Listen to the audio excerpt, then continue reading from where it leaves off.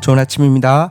열왕기하 18장 1절에서 4절 말씀 보도록 하겠습니다. 1절 이스라엘 왕 엘라의 아들 호세아 제3년에 유다 왕 아하스의 아들 히스기야가 왕이 되니 2절 그가 왕이 될 때 나이가 25세라 예루살렘에서 29년간 다스리니라.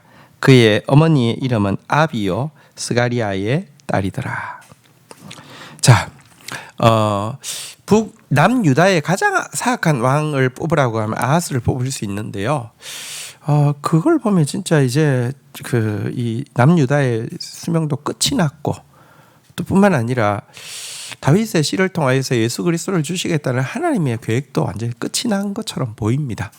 그런데 놀랍게도 아하스 가장 사악한 왕의 아들의 후계자가 누구였냐고 하면 이스라엘 유다 역사상 가장 선한 왕 중에 하나인 히스기야가 나오게 되었다는 것입니다.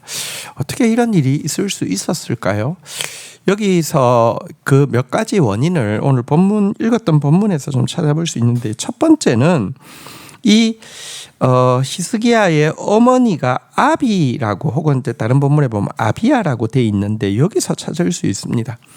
이 아비 혹은 아비야는 누구냐고 하면요, 사실 우시야 왕의 시대를 밝히던 선지자 스가랴라고 할 수 있습니다. 혹은 스가리아라고도 하는데요.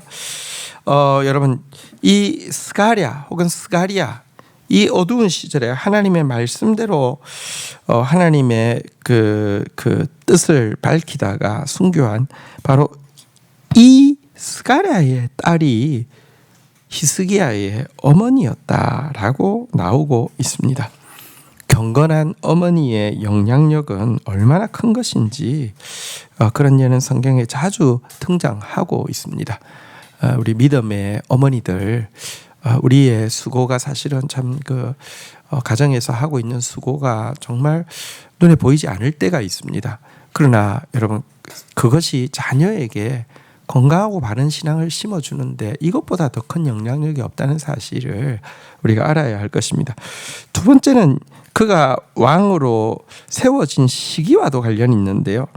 그는 호세아 왕 제3년에 이스라엘에 이제 호세아 왕 제3년에 유다의 왕으로 세워지게 되었는데요. 그 이후 6년 후에는 북이스라엘이 존재하지 않게 되었잖아요. 그리고 또 북이스라엘은 사실은 유다 입장에서는 동족이잖아요.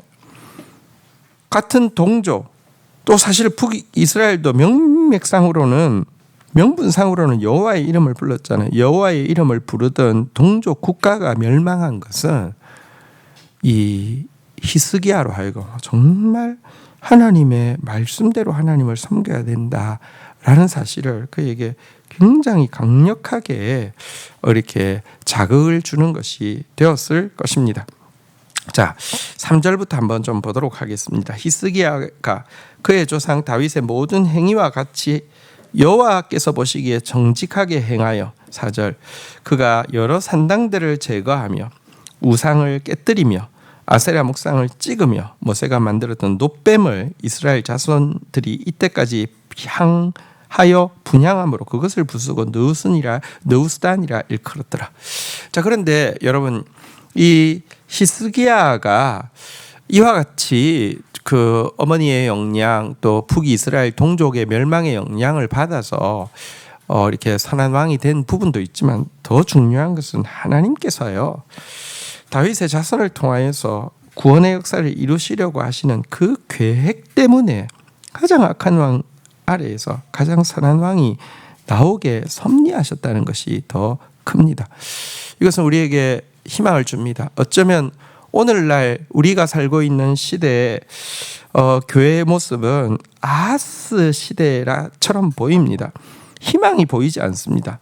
그러나 우리가 낙담하지 않을 수 있는 것은 하나님께서요, 그럼에도 불구하고 히스기야를 세우시는 것처럼 한 사람 히스기야를 통해서 얼마든지 역전을 이룰 수 있고요. 아니, 그 한 사람 히스기야를 키울 수 있는 오늘 아비 같은 영적 의미가 있다고 하면 언제든지 전세가 역전될 수 있기 때문에 희망이 있는 것입니다. 히스기야가 이룬 종교개혁의 두 가지 특징이 읽었던 본문에 나왔는데요. 첫 번째는 산당을 제거했다는 것입니다. 사실 산당 신앙은요, 선대 왕들에게서 전혀 폐지하지 못한 일입니다. 사실 산당은 예루살렘 성전이 세워지기 전에는 성전의 역할을 대신한 때도 있었고요. 또 세워진 이후에도 과거의 전례와 또 엄격하게 말씀대로 이루어지는 성전의 예배에 비해서 내 방식, 내 생각이 쉽게 섞일 수 있고 우상신앙도 쉽게 섞일 수 있고 여러 가지 쾌락적인 요소도 쉽게 섞일 수 있었던 이 산당신앙은 계속 지속되어져 왔지만 히스기야는 철저한 말씀대로의 개혁을 위해서 바로 이 산당을 철폐했다는 것입니다. 대단한 업적이라고 할 수 있습니다. 두 번째는 그가 놋뱀을 파괴한 일입니다. 여러분, 이 놋뱀은 굉장한 상징성을 가지고 있는 것이죠.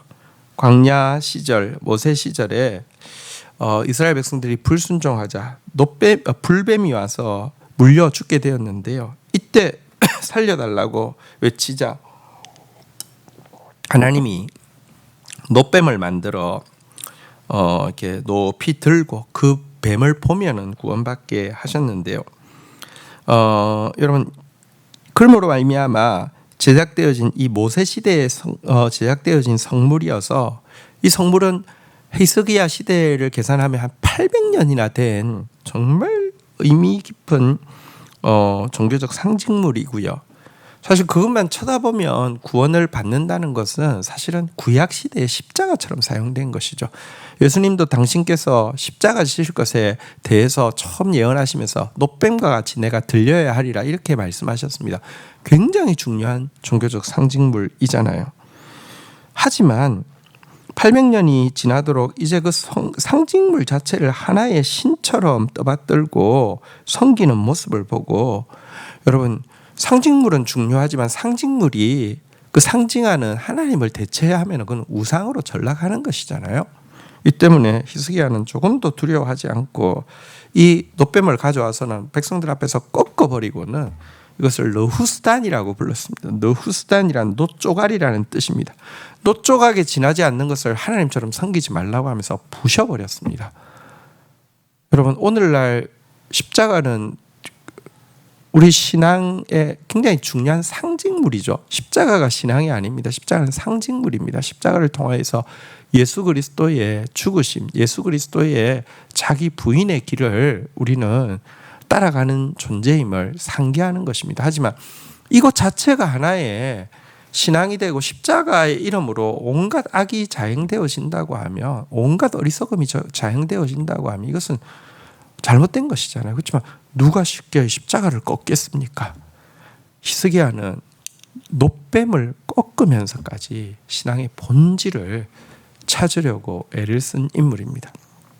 그의 종교 개혁이 얼마나 철저했는지를 알게 해주는 일화이고요. 오늘날 우리가 이렇게 타락한 기독교의 시대를 살아가면서 우리가 어떤 신앙으로 기독교를 개혁해야 되는지를 보여주는 한 일화라고 할 수 있습니다. 주신 말씀 붙잡고 기도하며 나가도록 하겠습니다. 하나님, 가장 악한 왕 이후에도 가장 선한 왕 히스기야가 나오게 하신 하나님의 섭리를 보게 됩니다. 하나님은 하나님의 나라를 이루시기 위해서 쉬지 않고 일하십니다. 오늘도 히스기야 한 사람이 나올 수 있다고 하면, 아니 히스기야 한 사람을 키울 수 있는 영적 아비 어미가 된다고 하면 희망이 보이지 않는 이 현 시대에도 희망이 있다는 사실을 믿습니다. 하나님 아버지, 히스기야가 가졌던 그 철저한 종교개혁의 모습을 우리도 가지게 하여 주옵소서. 하나님을 섬기지만 사실은 변형하여서 내 생각도 들어갈 수 있고 세상 쾌락도 들어갈 수 있는 손쉬운 우상, 놓지 못하는 우상이 내 속에 있습니다. 철저히 끊어내게 하여 주시옵소서. 이제 상징에서 그것이 상징하는 본질은 사라져버리고 손쉬운 우상의 대상으로 전락해버린 놋뱀까지 깨트리는 것을 보면서 우리 안에서 단지 상징으로만 남아있을 뿐 아니라 그것이 또 하나의 우상이 되어버린 것들까지 철저히 끊어내면서 철저히 말씀 중심으로 철저히 자기 부인을 통하여서 바른 신앙을 세워가는 저희들의 신앙생활이 될 수 있도록 은혜를 더하여 주옵소서. 예수 그리스도의 이름으로 기도 올립니다. 아멘.